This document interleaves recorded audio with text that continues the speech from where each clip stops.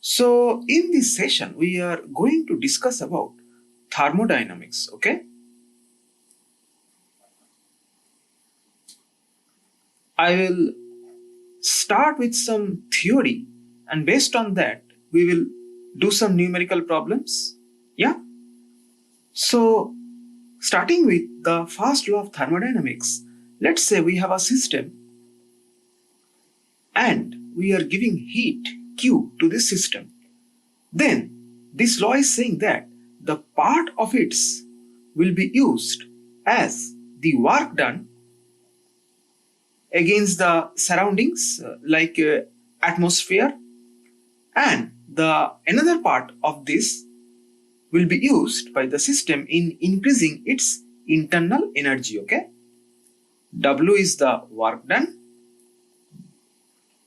and U is the internal energy and delta U is the change in internal energy.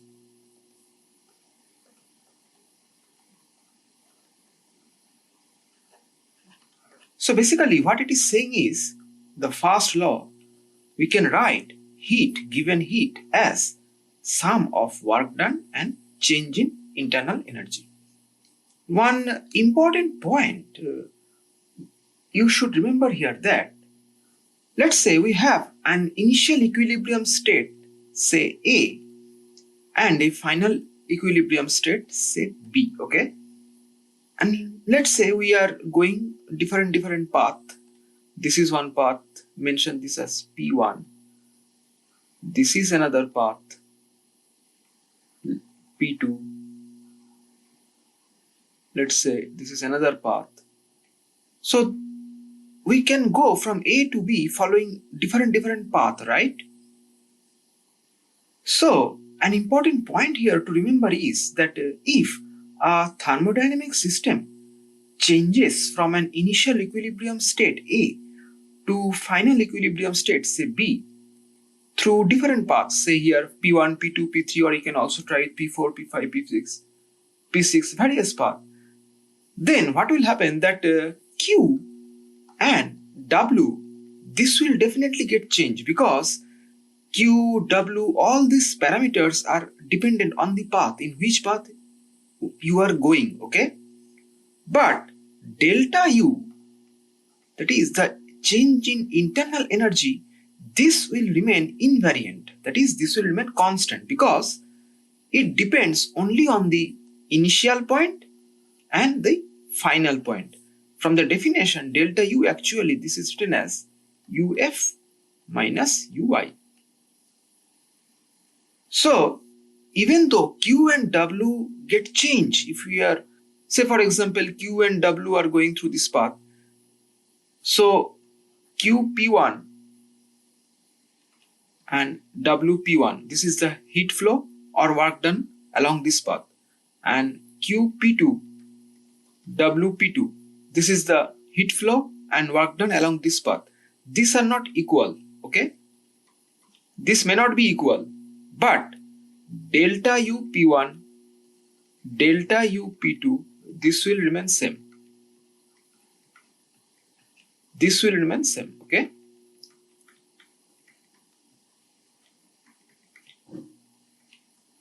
These quantities may not be equal, but this will remain same.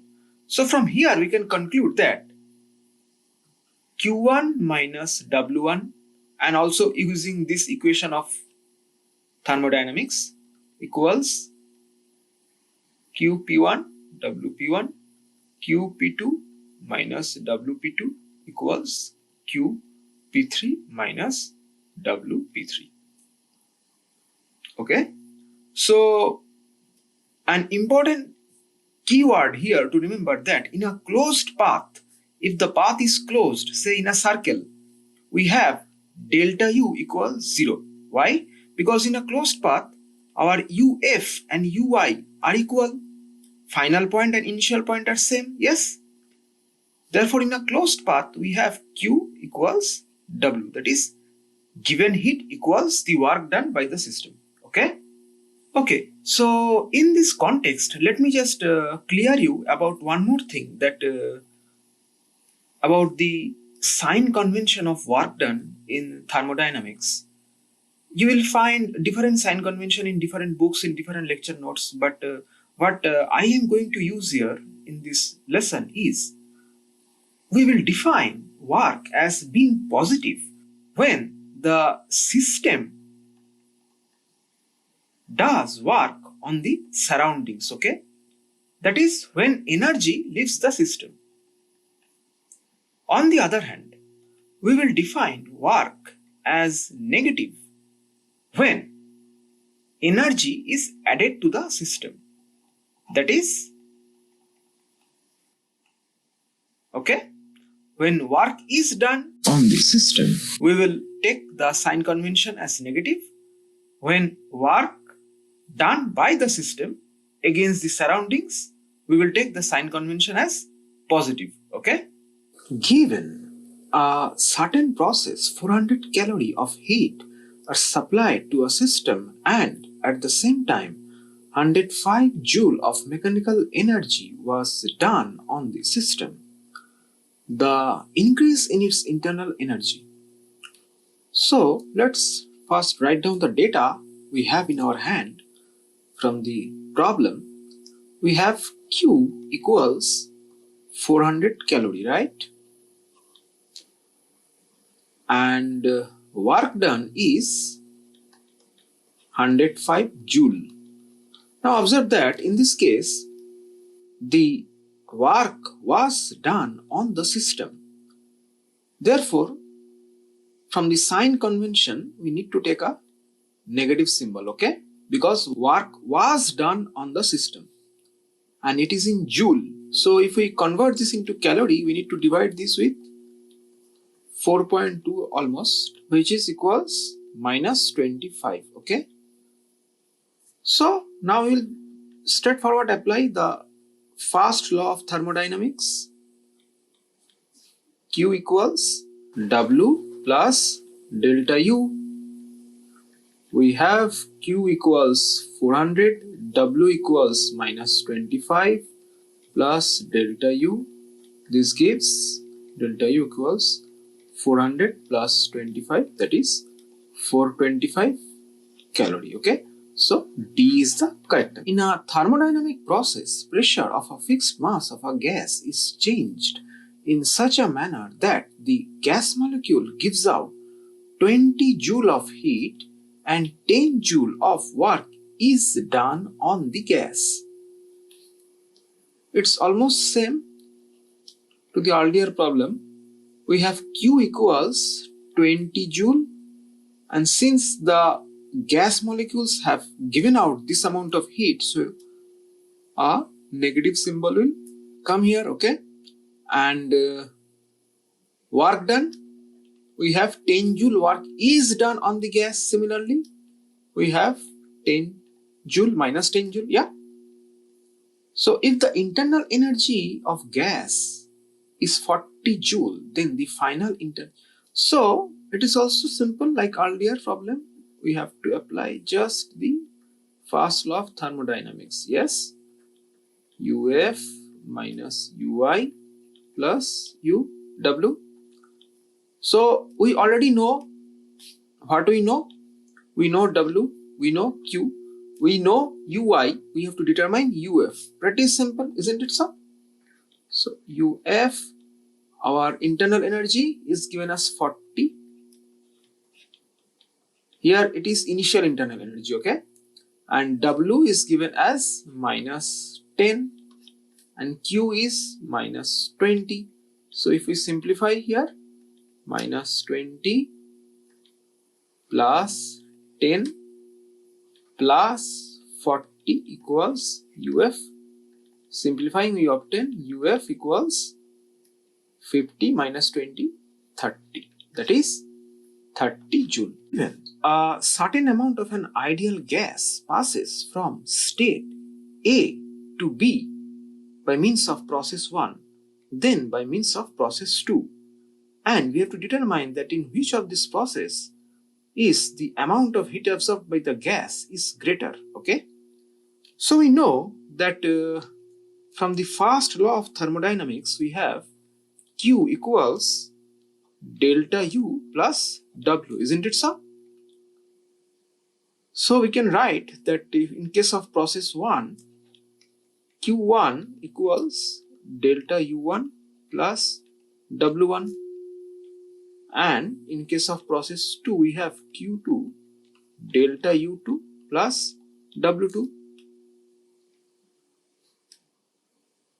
So since U is a, what is U? Can you tell what is U? U is a state function, right? So a state function only depends on the initial and final position, okay? Therefore, U is only dependent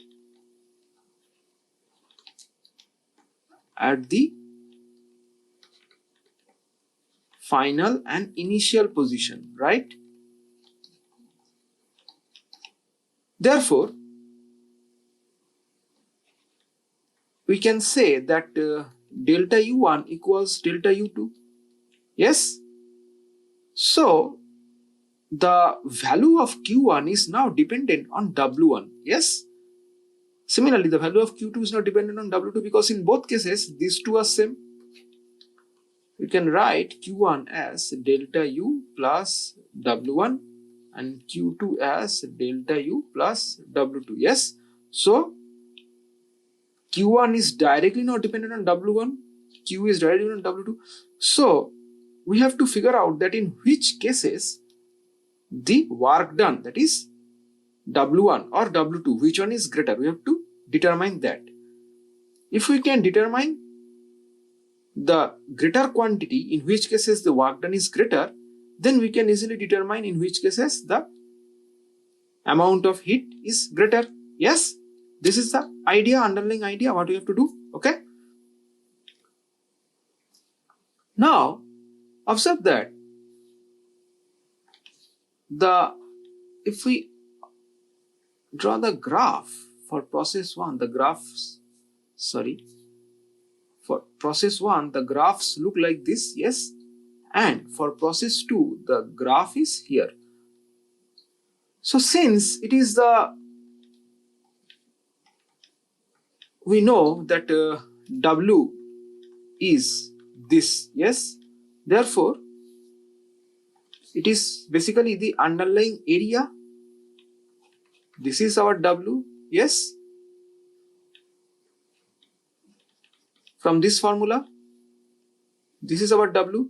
So actually this is our W2 and this is our, let me write this inside. So this area is actually W2 and this area is actually W1.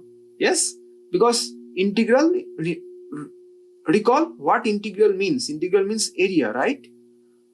So it is pretty simple to determine that in which cases area is greater. Yes, definitely this one is greater, this one is lesser. Yes, so W1 is greater than W2, and similarly we can easily conclude from here that then Q1 is greater than Q2, okay, because W1 is greater than W2.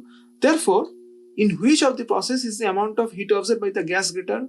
Definitely in process 1. This is the answer. Yes. Now, as we have seen in our last problem, we have used a notation like this, which we have mentioned this as work done, okay. So I didn't describe this, but let me now describe this briefly what it is. So here P is pressure and V represents volume, okay. Definitely then dV is change in volume, yes. So we know from the classical mechanics that work done is defined as, in this formula, right, force time displacement. Yes. So how we can relate these two things? So in classical mechanics we have learned that work done is defined by force time displacement, and here in thermodynamics chapter we are seeing that work done is integral of PdV. So how we can relate these two things? So let me just clear you the idea what is going on. So let's say we have this perfectly insulated cylinder. So whenever I mention insulated, or whenever you will see the term insulated, it means that the heat is not going outside, okay? So nothing is going outside, energy is staying completely inside of this system. So let's say we have an ideal gas which is enclosed in this perfectly insulated cylinder. Let's say we have the gas here. This is the gas, okay? And we have a frictionless non-conducting piston. Say this is a piston, okay?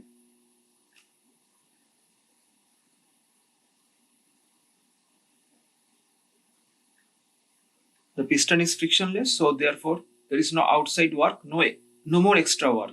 We do not have any outside force, okay? Now let's say this gas exerted pressure P to the piston, and V be the volume of the gas at any particular instant, and we assume the cross-sectional area as A, okay?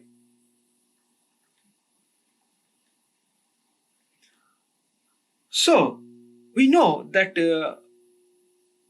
pressure times area, this is a force, right? Isn't it so? And the displacement, since the gas is exerting a pressure to the piston, so the piston is moving upward in a small length. So let's say the piston move in a dx amount upward, okay? So here there is a work done by the gas. How much is the work done? It is F times dx, integral of F times dx. It is always definition of the work done, where F is the defined in this way, pressure times cross-sectional area, and dx is the small displacement of the piston or of the gas. Both are moving upward, isn't it so? So if we now substitute the formula here, we have P times A times dx, and we know that A dx, this quantity, it is dV, yes? So in this way, this formula is being derived, okay? Therefore, in the thermodynamics chapter, we are always going to use this formula, okay? This is also correct, this is also correct. This is useful for when you are doing classical mechanics, and this is useful when you are in the chapter of thermodynamics, okay? Because here we are working on ideal gas and all those kind of stuff. So we will be concerned with the volume, okay? Now in this context, let me just mention one more important thing, that we have three important thermodynamics process, okay? Thermodynamics process. First one is isobaric process.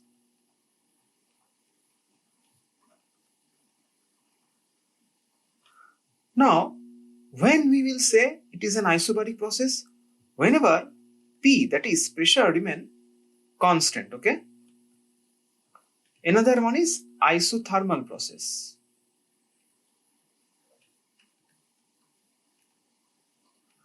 When we will say we have this, when we have PV equals constant.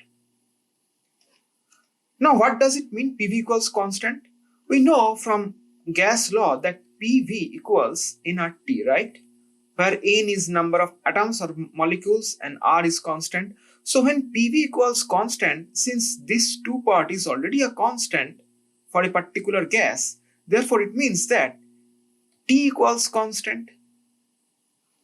That is, when temperature is constant, we will call this as an isothermal process, okay? And another one is adiabatic process.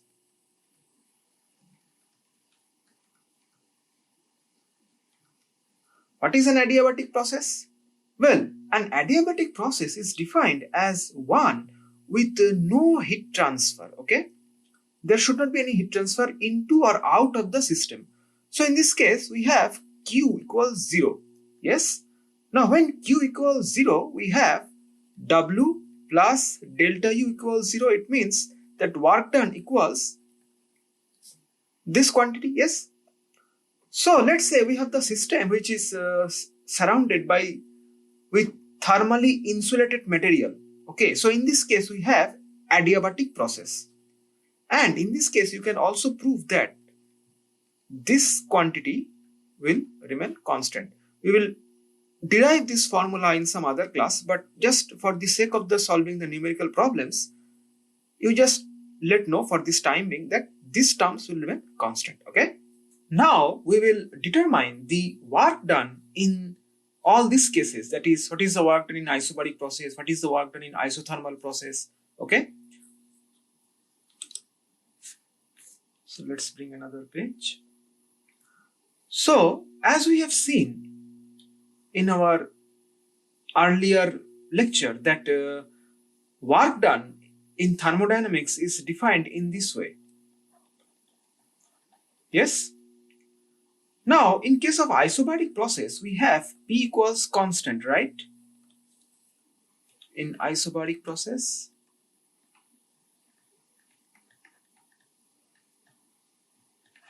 so in this case, since P equals constant, we can easily pull out P outside the integral. This is dV.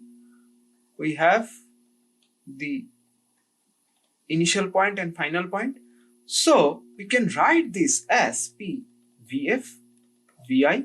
So this is our work done in case of isobaric process or when P is constant. Yes. Now, what is the work done for isothermal process? We will apply the same formula P dV, Vi Vf. Now in this case we know temperature is constant, that is PV is constant. Okay. So what we are going to do, since PV equals constant, therefore we know P, we can write this as nRT by V from the formula of gas law. Yes.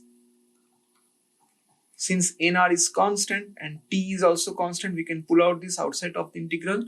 Vi Vf dV by V, and this is nRT ln Im. Yes, we know this from the theory of definite integral.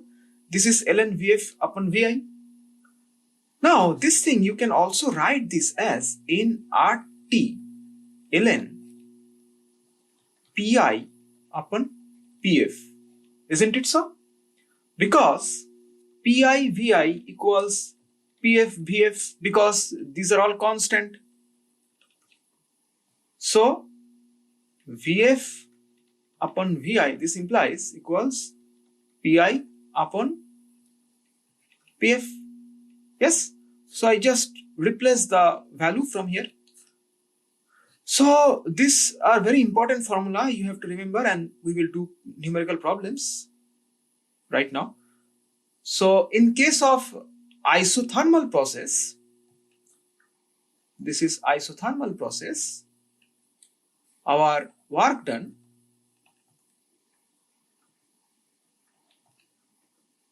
is given by this formula. Okay, these both are equal. This is also true, this is also true. And in case of isobaric process, that is when P equals constant, the work done is given by this formula.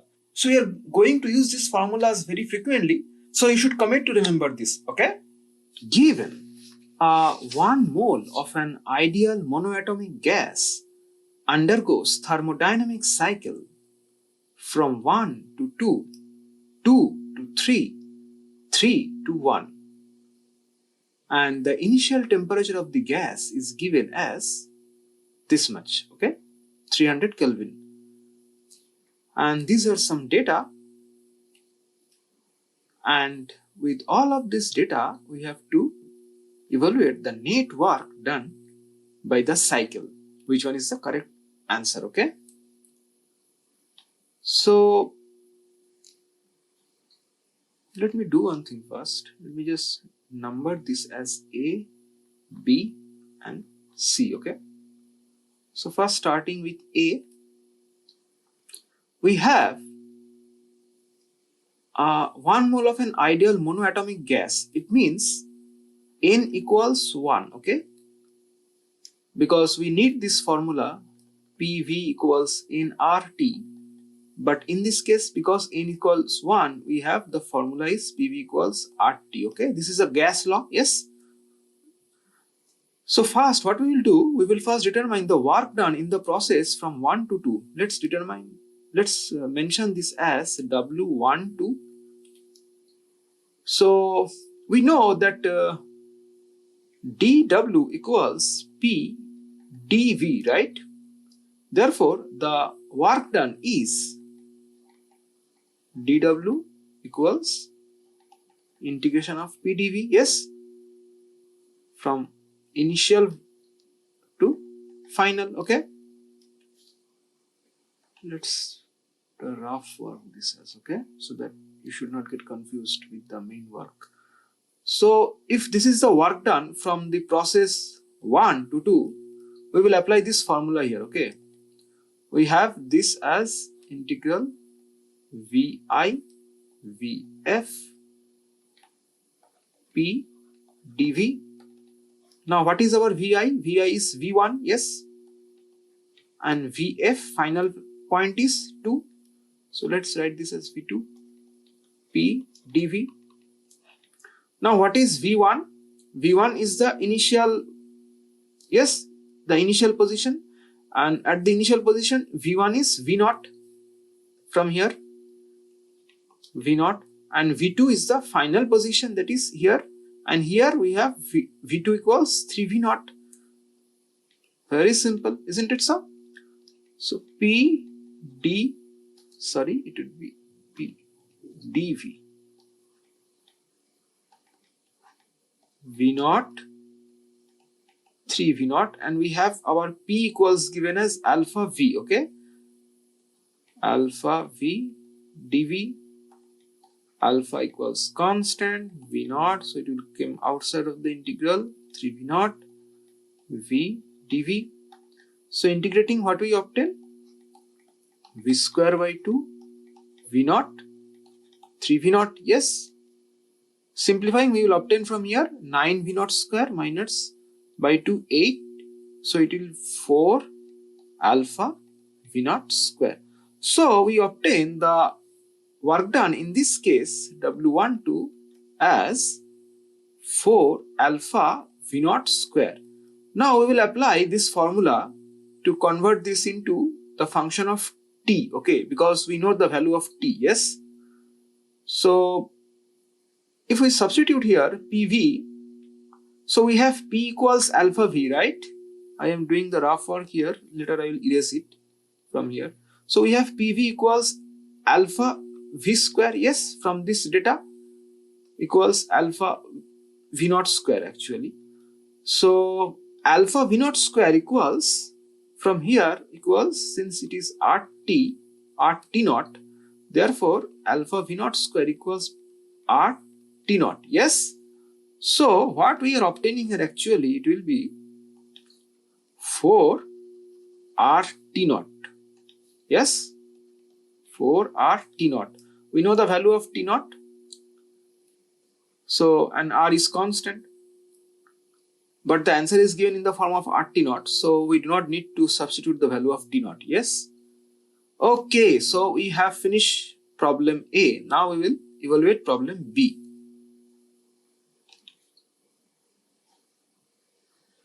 This is problem A part, okay. So let's do problem B. What is the work done in this process from 2 to 3? Let's mention this as W23. Now observe that in this case we have PV equals constant, yes. Now PV equals constant, what does it mean? It means it is an, yes, it is an isothermal process, right? Let me write this here. It is isothermal process, yes. So in isothermal process, what we know? The work done. How can we determine the work done? In case of isothermal process, the work done is given by this formula, nRT ln. Did you remember what is ln? We have mentioned this in our calculus classes. ln is log to the base e. Okay, ln means log to the base e. Okay, so we have ln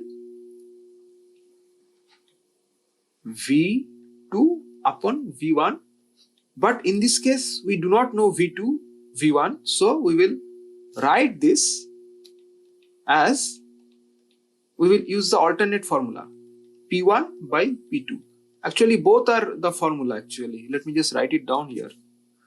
The formula is this: nRT ln v2 upon v1 equals nRT. You can actually prove this, p1 upon p2. Okay, this is the formula.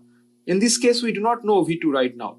Okay, I mean in this case actually it is v3, so we do not know v3, so we will write this in the form of pressure. Okay, p1 and p2. Let me just erase this and let me just write this as, actually it is p3. Okay, this one.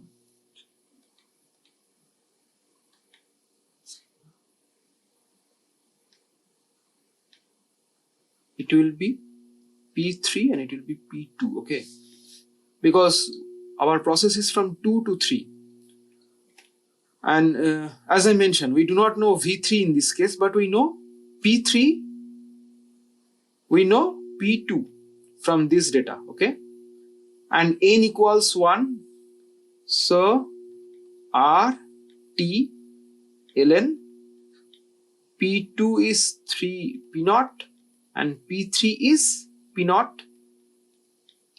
We obtain r t ln 3. Okay, now we know r, we know ln 3, but what about t? How to determine t? Can you do it by yourself? Try it once yourself. Think for a few minutes, pause the video, think what will happen. Meanwhile I am finishing this and you can check it whether you are correct or not. Okay, so basically what is t is, since it is an isothermal process, so throughout this process from 2 to 3, T will remain constant, isn't it so? In the isothermal process, T remains constant, right? So T3 equals T2, okay?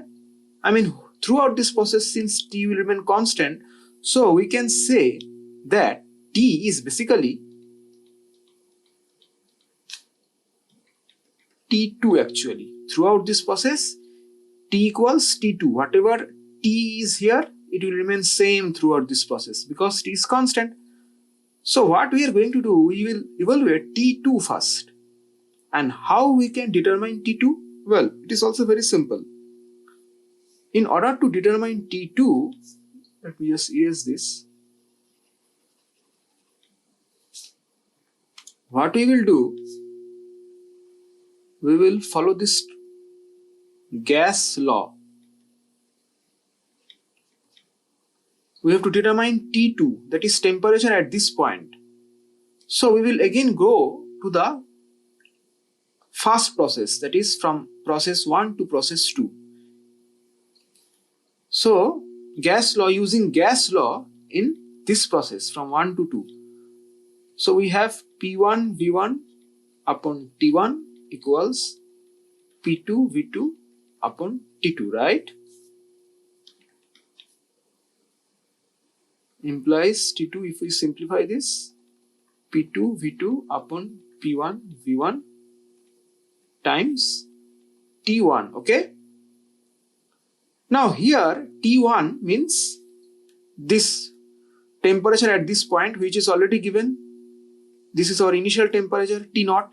So we have, this implies T2 P2 V2 upon P1 V1 times T0, yes?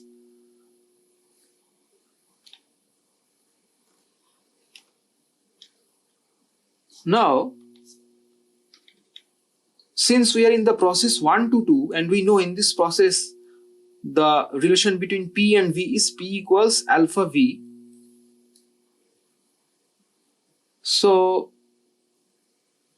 what we are going to do, we will substitute the value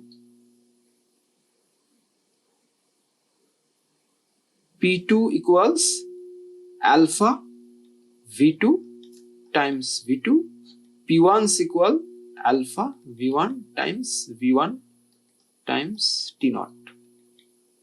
Alpha will get cancelled out, it is V2 square by V1 square T naught, okay?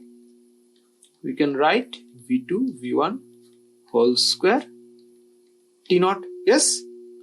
Now what is V2? That is, at this point we have V2 equals 3 V naught, correct? And at this point, that is V1, we have V naught. So we'll simply substitute the value V2, V at this position, it is 3 V naught. If you have any doubt in understanding, do let me know in the comment section, okay?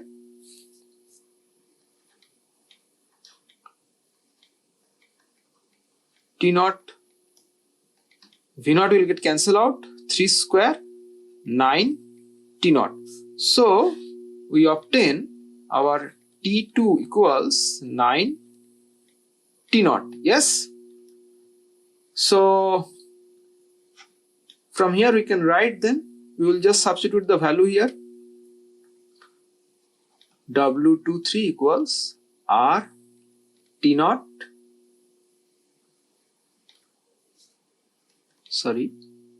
9 R T naught actually, 9 R T naught ln 3, 9. Now ln 3 value is given approximately 1.09 R T naught. If we simplify this, we obtain 9.81 R T naught. So the work done in this case we obtain is, let me just write it down here. In this case we obtain the work done W23 equals 9.81 R T naught. Okay. Okay. Now we have determined the final one, the process from 3 to 1. What is the work done in this case? So once we obtain the work done in this case, then what we will do? We will sum up all these three. Okay. This is the approach actually. Problem C. So let's mention this as W31. So you have to determine the work done in this case. Now we have P equals constant here, okay? So we know if P equals constant, in this case the formula for the work done is given by, observe that in all the cases we are just applying the formula. So you have to memorize the formula, okay? Only then you can easily solve this problem. There is not so difficult to solve this type of problem. You just have to remember the formula. That's all. I am not doing any tricks, or there is no, you do not have to be super intelligent to solve this problem. You just have to memorize the formula. That's all. It is very simple. So this is a formula in this case when P equals constant, and Vf minus Vi, that is Vf. Now in this case we start from point 3 and we reach at point 1, okay? We reach to point 1. Therefore our final position is 1 and initial position is 3. Therefore it is V1 minus V3, okay? Now what is V1? V1 mentioned here, it is V0. V0, but we do not know V3. Yes, we do not know what is V here. What is the value of V here? We do not know. We have to determine it, okay? We have to determine this quantity, okay? So how we are going to do this? Well, it's pretty simple. We will just follow the earlier strategy as what we have done. We are unaware about T. So in order to determine T, we move back to the process 1 to 2. Similarly, in this process, we do not know V3. Therefore, in order to determine what we will do, we will move back to 2 to 3 in this process. So what is happening in the 2 to 3 process? What is happening in 2 to 3 process? In this case, we know that PV equals constant, right?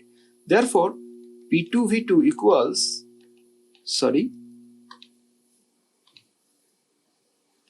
P3V3, right? So from this equation, we can easily determine P3. It is P2V2 upon P3, right? So what is P2 here?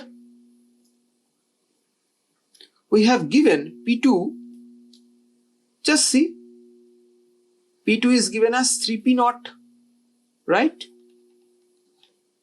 From here, at this position, P2 is 3P0. And at this position, P3 is only P0, okay? And our V2, how much is our V2? V2 we have given here. V2 is 3V0, yes? So, simply substituting the value, see, we easily obtain it is 9V0. Did you understand why V2 is 3V0? Because it is given here. V2 equals 3V0. As what we have did in our earlier this problem while solving this problem. So we have V3 equals 9V0. Okay. So we'll just substitute this value here. Substituting, we obtain V0, 9V0, that is 8PV0. Now we know PV equals RT. So this is actually minus 8RT0, okay? And since in this case P is constant, therefore P equals, we can write P0, okay? Because whatever P will remain at this position, at the position number 1, will remain same throughout this process, okay? So P3 equals P1, and we know P1 equals P0. P is constant. It is P0 given. So we obtain W31. In this case, we obtain W31 as minus 8RT0. Okay. So now what we are going to do, the net work done, we have to determine the net work done. So how much is the net work done? It is W12, this one, plus W23, this one, plus W31, plus W31. Let's substitute the value and simplify it quickly. It is 4RT0 plus 9.81 RT0 minus 8RT0, okay? So if we simplify this, 4 minus 8 minus 4, and then 9.81 minus 4 RT0, which we obtain, I think, 5.81 RT0. That is, I think, option D. Yes, option D is correct. Okay, I hope you guys have understood this. If there is any doubt, let me know, okay? A cylinder with a movable piston contains 3 moles of hydrogen at standard temperature and pressure. The walls of the cylinder are made of heat insulator and the piston is insulated by having a pile of sand on it. So it is an adiabatic process, yes? Yeah? So by what factor does the pressure of the gas increase if the gas is compressed to half of its original volume? So we will apply this formula. In this case, we know in the adiabatic process PV gamma equals constant, and since we have hydrogen gas in this case, we know that in case of hydrogen the value of gamma is 1.4. Yeah. So since PV gamma equals constant and the final volume, that is V2, is the half of its original volume. Okay, let's assume the original volume, that is V1, equals V. So we have the final volume as half of V. So we have to determine the ratio of the pressure. By what factor does the pressure of the gas increase? So let's first thing first, we have P1 V1 gamma from this formula equals P2 V2 gamma. Yes, this implies V1 gamma by V2 gamma. Since we have to determine the increase in pressure at the final step, so we will consider P2 upon P1, okay, because P2 is final pressure and P1 is initial pressure. Yes, this is V1 by V2 gamma P2 upon P1. So let's simplify this. P2 upon P1. We have our V1 equals V and V2 equals half of V. V will get cancelled out. It will be 2 to the power gamma. P2 upon P1 equals, now for in this case we have gamma equals 1.4 since we are in hydrogen atom. So it is 2 to the power 1.4. If we simplify this, it is approximately 2.64. Okay. Let us now figure out the work done in case of adiabatic process. Okay. Work done in adiabatic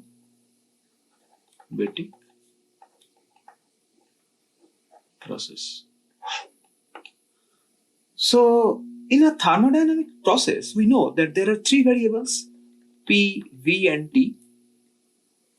And we know also the relation between the P, V and T in case of we are working on ideal gas is given by this equation, PV equals N at T. Yes. So from here we can conclude that since R and N both are constant for a particular gas, we can say that PV varies T. Yes. So we can write this as P varies T by V, or we can also write this as V varies P by T. Yeah. So using this expression, we can obtain these two important expression also. Since in an adiabatic process, we know that PV gamma equals constant. Therefore, substituting the value of V, we can obtain a PT equation in like this.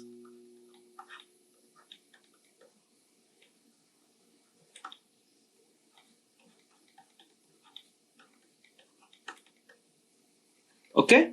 Similarly, we can also obtain VT equation by replacing the value of P.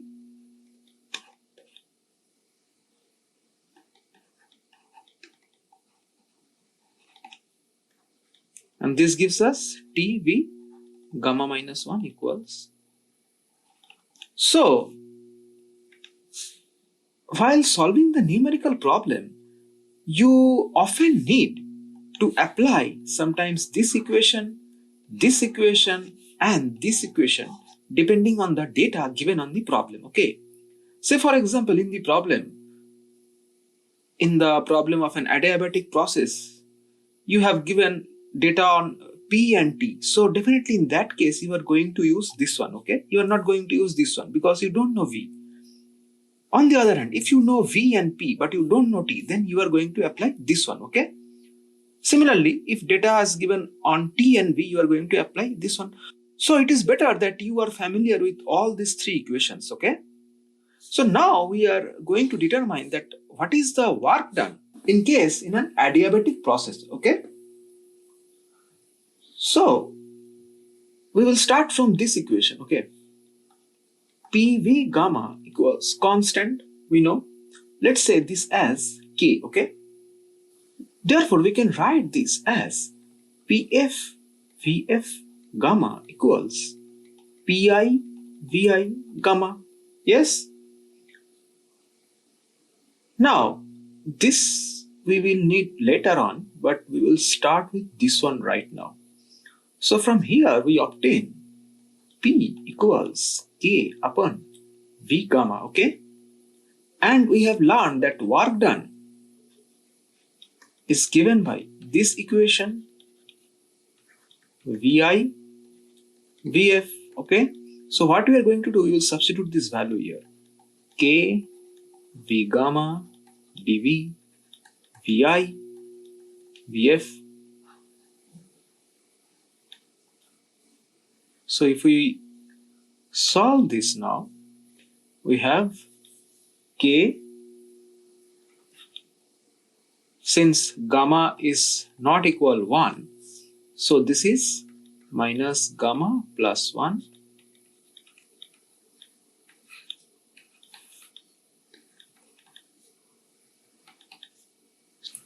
This equals K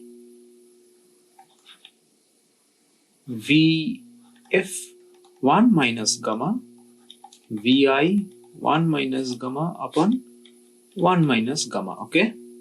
This equals, we can write, now we know that our K equals PV gamma, and now observe this equation. Let's number this as equation 1, this as 2. So from equation 2 we can write this as PF VF gamma equal PI VI gamma. This equals K. Yes? It is obtaining from equation 1. Yes? So what we are going to do now, we will substitute this value here. Substitute the value of K depending on the variable we have. That means we have here VF. So here we will substitute the value of K is PF VF, okay? PF VF gamma VF 1 minus gamma. Similarly, we have VI here, the variable as VI. Therefore, we will substitute the value as PI VI, this one, okay? We are doing this because we want in a very compact form with our formula.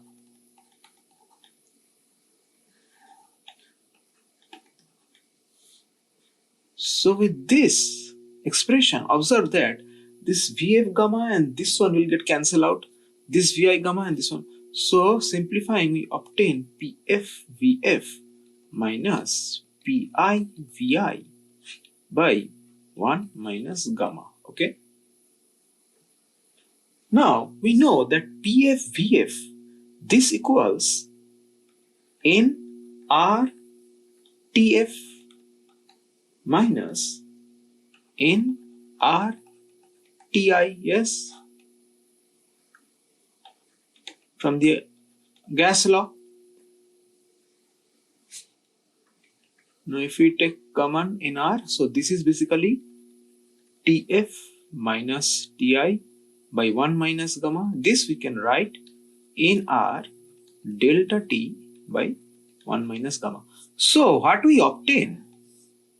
We obtain the work done in case of adiabatic process is given by this equation. W equals NR delta T 1 minus gamma, okay? Pretty simple, right? The derivation. Okay, so now we are going to do some numerical problems based on this theory, and we may also need this expression, okay? Also, I need to mention you about this thing that whenever we have the work done cycle in a clockwise direction, this is clockwise direction, right? So we will say that our work done is positive, and if the cycle is anti-clockwise, the work done cycle, then we'll consider the work done as negative, okay? This is sign convention, and the reason behind this is the work done by the gas during expansion is larger than the work done during compression. So when we have clockwise direction, it is assumed that the work is done by the gas and it is expanding. Okay. On the other hand, in the anticlockwise direction, it is a compression. So for that reason, we have negative work done. Okay. 2 moles of an ideal monoatomic gas occupies a volume V at 27 degrees Celsius. The gas expands adiabatically to a volume 2V. Calculate the final temperature of the gas and change in its internal energy. Now, since the process is given here as an adiabatic process, and as we have seen that in an adiabatic process we have TV gamma minus 1 equals constant. Yes, we are using this relation because we know the information only regarding, in this case, about temperature and volume, right? So since this expression is constant, so we can write that Ti Vi, that is in the initial temperature and with the final temperature and volume, this will remain constant. Now Ti is given as 27 degrees Celsius, and since we have seen the answer is given is in Kelvin, so we will convert this Celsius into Kelvin. Yes, so 27 plus 273, this gives 300 Kelvin. So the initial temperature is 300, and let's say Vi as V. Yes, where equals, we have to determine the final temperature. So we have to determine Tf, and Vf is given as 2V. The volume has expands into 2V. So 2V gamma minus 1. This implies if we solve this, we have Tf equals 300 upon 2 gamma minus 1. Yes. Now, since we have monoatomic gas given here, and we know that for monoatomic gas, gamma equals 5 by 3. Therefore, if we substitute the value, we obtain 300 upon 2 to the power 2 by 3. Now, if we calculate this, then we obtain approximately 189 Kelvin. Okay. So it is clear that this one and this one are ruled out.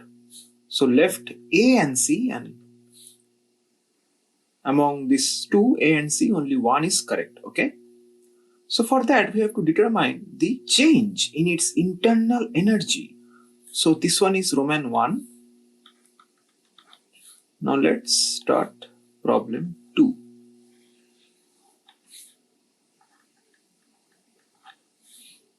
Okay, so what is the change in its internal energy?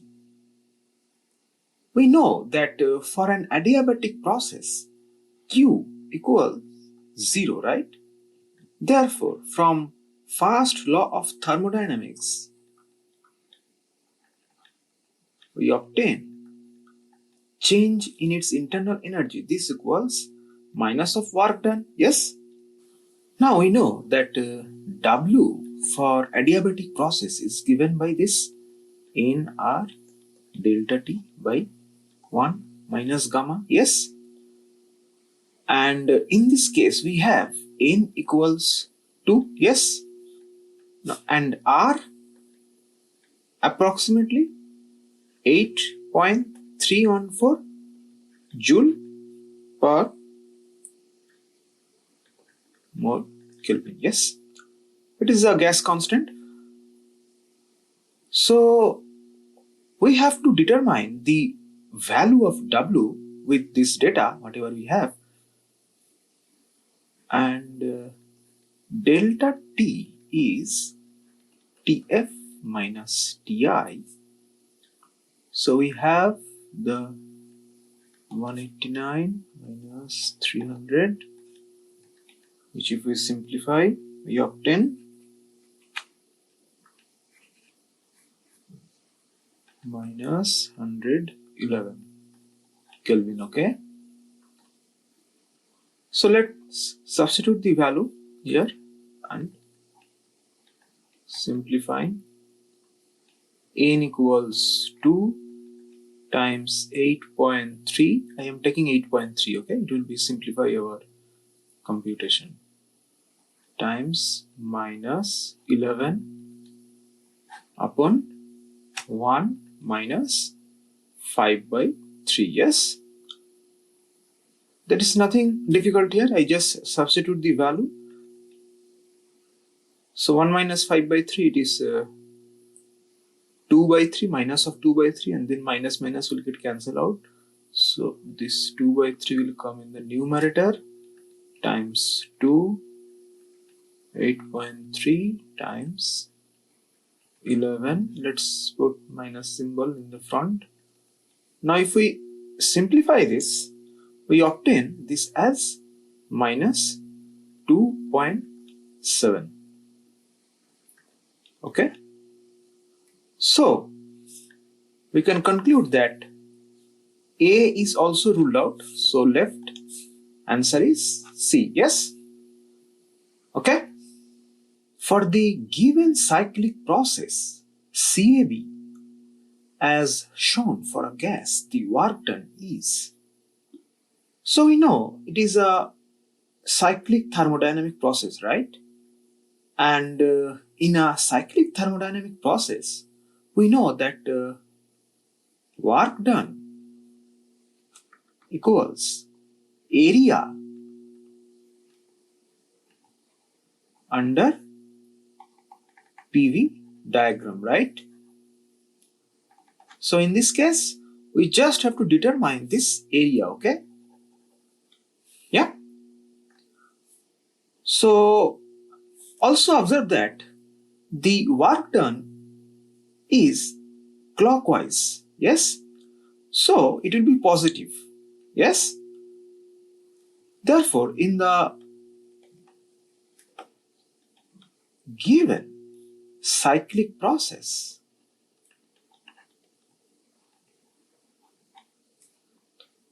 work done equals the area of this closed curve, which is basically the area of this triangle, that is half perpendicular times base times perpendicular times base. Yes. So what is the length of AB? It is 6 minus 1, and AC we have 5 minus 1. Yes. I am just applying the area of a right angle triangle. There is nothing so special here, okay? 6 minus 1, 5, 5 minus 1, 4. So here we obtain 10 joule, yes? So the answer is B. 1 liter of dry air at STP, it means standard temperature and pressure. Sometimes you will also encounter these terms NTP, which is normal temperature and pressure, okay? So both are equivalent terminology, okay? Is allowed to expand to a volume of 3 liter under adiabatic conditions. If gamma equals 1.4, then the work done. So since we are in the adiabatic conditions and we have to determine the work done, so let us first write down that what are the data given to us. We have given our initial volume is 1 liter and the final volume is 3 liter. We have given the initial pressure as 1 atmosphere. Yes, because it is standard temperature and pressure, therefore it is 1 atmosphere. And we know that 1 atmosphere equals 1.013 times 10 to the power 5 Newton per meter square. Yes. So we have to determine the final pressure, and based on that we can easily determine the work done. Because we know work done equals PF VF minus PI VI upon 1 minus gamma. So now our task is to determine PF. Okay, so how we can determine PF? Pretty simple. Since it is adiabatic process, we just have to apply this formula. Yes, and from here we can easily determine PF.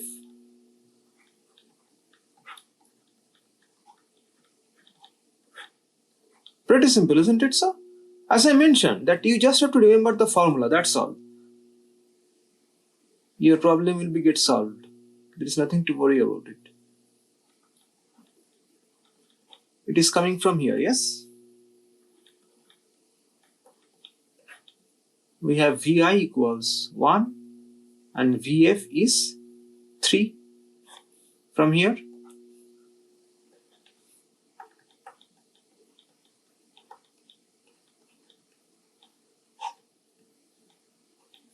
Now 3 to the power gamma, and gamma here is 1.4. It is given the value is 4.6555. So we'll just substitute the value and compute it.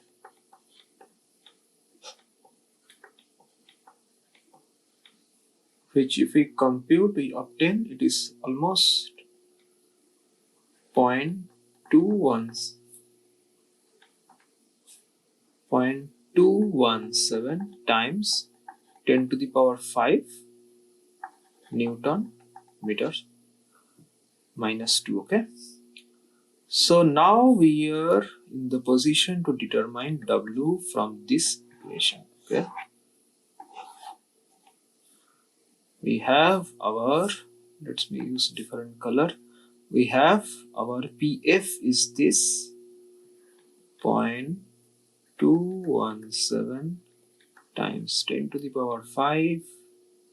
We have our VF is 3 minus our initial pressure is 1.013 times 10 to the power 5, and since initial volume is 1, so it will be 1 upon 1 minus gamma. 1 minus gamma is 1 minus 1.4.